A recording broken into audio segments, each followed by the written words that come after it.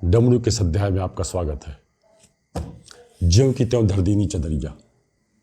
कबीर की पंक्तियां हरियाणा के पूर्व सीएम मनोहर लाल खट्टर के संदर्भ में याद आ गई। मोदी ने सार्वजनिक मंच से खट्टर की तारीफ के कसीदे पढ़े और ये कसीदे खट्टर की मुख्यमंत्री की कुर्सी ले उड़े। खट्टर को अपने कैबिनेट सहित मंत्रिमंडल सहित इस्तीफा देना पड़ा और हरियाणा बीजेपी के प्रदेश अध्यक्ष और कुरुक्षेत्र से सांसद नायब सैनी को मुख्यमंत्री बनाया गया, जो ओबीसी है। राजनीति की इस नई प्रयोग में मूल गुजराती माइंड है, जिसका पहला प्रयोग भी गुजरात में ही हुआ था, जब वहाँ के मुख्यमंत्री विजय रूपाणी और उनकी पूरी कैबिनेट को बर्खास्त कराया गया और नए विधायक भूपेंद्र पटेल को प्रदेश की बागडोर सौंप दी गई। नतीजा, जब राज्य विधानसभा के चुनाव हुए तो भाजपा सत्ता में वापस आ गई। त्रिपुरा में भी यही किया गया। जब विप्लव देव को हटाकर माणिक साहा को लाया गया और नतीजा बीजेपी सत्ता में आ गई। उत्तराखंड में तो 2 बार सीएम का चेहरा बदलना पड़ा और नतीजा भाजपा सत्ता में आ गई। हिमाचल प्रदेश और झारखंड में चेहरा नहीं बदलाया गया, नतीजा भाजपा सत्ता में वापस नहीं आ पाई। कर्नाटक में जरूर चेहरा बदलने के बाद भी भाजपा चुनाव हार गई, क्योंकि वहाँ एक कद्दावर नेता के हटाकर दूसरे व्यक्ति को जो लाया गया वो इतना कद्दावर साबित अपने आप को नहीं कर पाया और कर्नाटक में बीजेपी के हाथ से सत्ता जाती रही। इसके पहले 2018 में जब मध्य प्रदेश में 3 बार 15 साल से लगभग सीएम रहे शिवराज सिंह चौहान भाजपा को लेकर विधानसभा चुनाव के मैदानों में पहुंचे, तब एंटी इनकम्बेंसी ने भाजपा को सत्ता से बाहर कर दिया था और बहुत मामूली बढ़त के साथ कांग्रेस सत्ता में आ गई और प्रदेश के वयोवृद्ध वरिष्ठ नेता कमलनाथ को मुख्यमंत्री बनाया गया। हालांकि कमलनाथ जिस तरह से मुख्यमंत्री बने थे और जो उनकी कार्यप्रणाली रही, उससे कोई समझ ही नहीं पाया किसकी सरकार गई है, किसकी आई है, क्या हो रहा है, क्या नहीं हो रहा है। और नीरसता के इस माहौल में ज्योतिरादित्य सिंधिया ने अपने समर्थकों के साथ बीजेपी ज्वाइन कर ली और शिवराज सिंह चौहान फिर मुख्यमंत्री बन गए। बीजेपी का केंद्रीय नेतृत्व नहीं चाहता था कि शिवराज सिंह चौहान मुख्यमंत्री बने, पर चूंकि ये एक दल की सरकार को अपदस्थ करके सरकार बनाई गई थी, इसलिए उस पाप का श्रेय भी पार्टी किसी नए चेहरे पर नहीं लगाना चाहती थी। इसलिए शिवराज सिंह चौहान को बर्दाश्त किया गया और फिर शिवराज सिंह चौहान अपनी हरकतों से लगातार बीजेपी के केंद्रीय नेतृत्व को हलाकान करते रहे।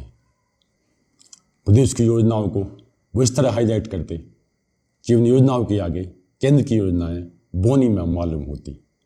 और जब चुनाव की बारी आई तो शिवराज सिंह चौहान ने ऐसे हथकंडे अपनाए, जैसे कांग्रेस ने अपने घोषणा पत्र में जिन बातों को चुनाव जीतने के बाद अमल में लाने का वादा किया, शिवराज सिंह चौहान ने उन्हें तत्काल ही लागू कर दिया। जाहिर है बीजेपी मन बना चुकी थी कि प्रदेश में यदि भाजपा सत्ता में आती है तो वो मुख्यमंत्री नहीं रहेंगे, पर शिवराज सिंह चौहान इसको नहीं समझ सके। और चाहे अपन मध्य प्रदेश की बात करें या राजस्थान की या छत्तीसगढ़ की, इन राज्यों में भाजपा जब सत्ता में आई तो राजस्थान में वसुंधरा राजे को नहीं लाया गया, छत्तीसगढ़ में रमन सिंह को नहीं लाया गया और मध्य प्रदेश में शिवराज सिंह चौहान को नहीं लाया गया। हालांकि शिवराज सिंह चौहान का कद प्रदेश के राजनीति में इतना बड़ा हो गया था कि एकदम से उसको इग्नोर करना शायद संभव नहीं लग रहा था, पर आज की बीजेपी बहुत स्ट्रिक्ट है अपने फैसला लेने में।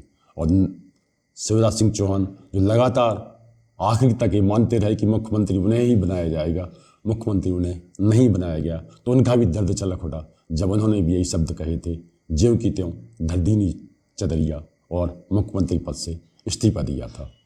बाद में प्रदेश की राजनीति में कहा जाने लगा था कि प्रदेश के इतर यदि शिवराज सिंह चौहान को कोई नई जिम्मेदारी के लिए आगे नहीं किया गया तो प्रदेश में भाजपा के खिलाफ माहौल बन जाएगा, क्योंकि प्रदेश में शिवराज सिंह चौहान के प्रशंसक भी बहुत हैं। इसलिए तो बीजेपी ने जब अपने पहली लिस्ट जारी की लोकसभा चुनाव के उम्मीदवारों की, तो उसमें मध्य प्रदेश के विदिशा से शिवराज सिंह चौहान को उम्मीदवार बनाया गया। उसी विदिशा से जहां वो सांसद थे और पहली बार मुख्यमंत्री बनाए गए थे। राजनीति की इस प्रयोगशाला में ये माना जा रहा था कि उत्तर प्रदेश में योगी आदित्यनाथ और असम में हेमंत बिश्व शर्मा को नया टारगेट बनाया जाएगा। हरियाणा के ऊपर किसी का ध्यान नहीं था। उसके पीछे वजह रही, एक तो हरियाणा के पूर्व मुख्यमंत्री मनोहर लाल खट्टर जो आरएसएस के प्रचारक रहे हैं और उन्होंने शादी नहीं की अभी तक, वो अविवाहित हैं, यानी उनकी पूरी राजनीति सेवा के लिए है। और राजनीति में उन्हें लाने का श्रेय भी मोदी को जाता है। जब 2014 में मोदी केंद्र में आए तो उन्होंने खट्टर को हरियाणा से विधानसभा का चुनाव लड़ा दिया और उनके जीतते ही, पार्टी के जीतते ही उन्हें मुख्यमंत्री पद दे दिया। पर 2 बार के कार्यकाल में खट्टर के एक तो किसान आंदोलन, जाट आरक्षण आंदोलन, पहलवानों को आंदोलन, नूह की हिंसा, इन सब चीज़ों से खट्टर और उनकी सरकार के प्रति एंटी इनकम्बेंसी का माहौल बनने लगा था, जिसे भांपते हुए उन्हें हटाया गया। पर जिस तरह से कहा गया कि वो मोदी के दोस्त हैं और मोदी ने ऐसा कैसे किया, उनके अपोजिट के लोग तो बहुत खुश हो गए, पर समर्थकों को आशा थी कि मोदी इसकी कुछ ना कुछ व्यवस्था करेंगे, और ऐसा हुआ भी। मनोहर लाल खट्टर ने विधानसभा की सदस्यता से भी इस्तीफा दिया और शाम को ही बीजेपी की दूसरी लिस्ट आ गई, जिसमें उन्हें करनाल से उम्मीदवार बनाया गया है। अब किसी को देखकर कोई सीख सकता है और अपने आचरण में सुधार ला सकता है। ये बात लागू हो रही है यहाँ पे, जहाँ आज प्रदेश में तेलंगाना, हिमाचल प्रदेश और कर्नाटक में कांग्रेस की सरकार है। तेलंगाना में तो रेवंत रेड्डी जमीन पे लड़ने वाले नेता के रूप में जाने जाते हैं, पर हिमाचल प्रदेश और कर्नाटक में कांग्रेस को शायद ये प्रयोग कर लेना पड़ेगा, तभी आने वाले समय में इन राज्यों में उनकी सरकारें वापसी कर सकती हैं।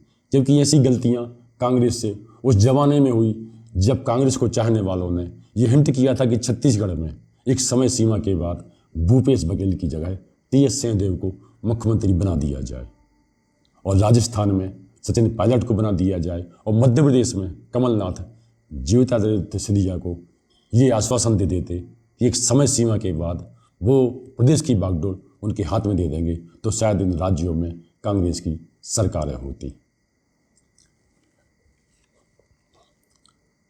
आदमी औसतन समय के पीछे चलता है, पर दुनिया में सफल लोग वही होते हैं जो समय के साथ चलते हैं। आज की मोदीमय भाजपा शायद समय के साथ चल रही है, इसलिए उसका ग्राफ लगातार उठता हुआ दिखाई दे रहा है। और लोकसभा चुनाव समीप है, ऐसे में ये ग्राफ कितना ऊपर जाता है और क्या इसका परिणाम होता है, इसके लिए हम इंतज़ार करेंगे। आज के लिए इतना ही।